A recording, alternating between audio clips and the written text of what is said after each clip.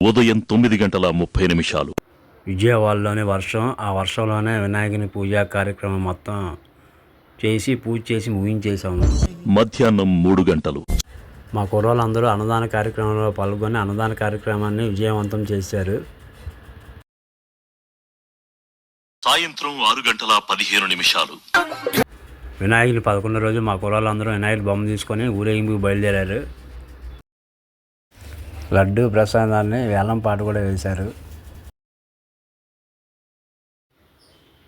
మా లేడీస్ అందరూ చిన్న పాపకి కృష్ణుడి వేషం వేసిన తర్వాత అందరూ కోలాటకొని డ్యాన్స్ వేశారు. రాత్రి 8:45 మా కుర్రోళ్ళందరూ డీజే ఎర్రదీశారు. Marta